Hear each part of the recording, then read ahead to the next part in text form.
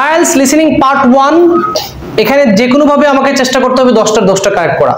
Warranty কিছুতেই নেই। আপনি যদি এখন পরীক্ষা হলে গিয়ে যদি কেউ যদি পরিমণির কথা চিন্তা করে আর কেউ যদি জায়েদ খানের কথা চিন্তা করে তাহলে কিন্তু বেখেয়ালের কারণে উত্তর ভুল হইতে পারে। আপনি যতই স্মার্ট হন, বেখেয়াল হওয়া মানে যে কেউ মিস্টেক করতে পারে। সো প্রথম শর্ত হচ্ছে কি আপনার খেয়াল ঠিক রাখতে হবে। দ্বিতীয় হচ্ছে কি পার্ট 1টা 100% কারেক্ট করা যায় এই কারণে যে পার্ট 1-এ বক্তা থাকে দুইজন, একজন মহিলা এবং একজন পুরুষ। এর ব্যতিক্রম কোনো কেমব্রিজ বইতে আমরা পাইনি। একজন পুরুষ একজন মহিলার থেকে একজন তথ্য দিবে আর একজন তথ্য নিবে, তাহলে উত্তর কার কাছ থেকে আসবে? যে তথ্য দিবে হয় সে সরাসরি আনসার দিবে অথবা সে আনসারের সম্মতি দিবে।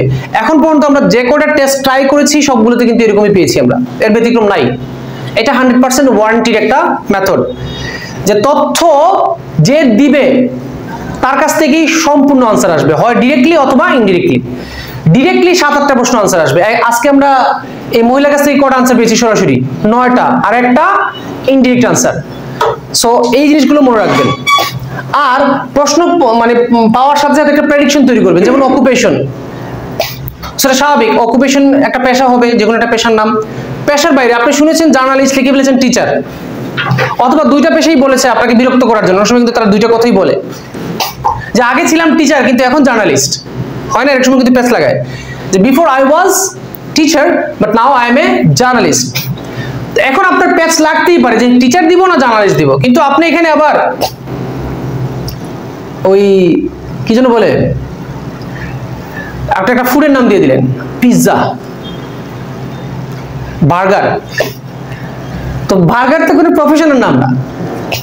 সো মিস্টেক করবেন ঠিক আছে, কিন্তু মিস্টেকটা যেন লজিক্যাল হয়।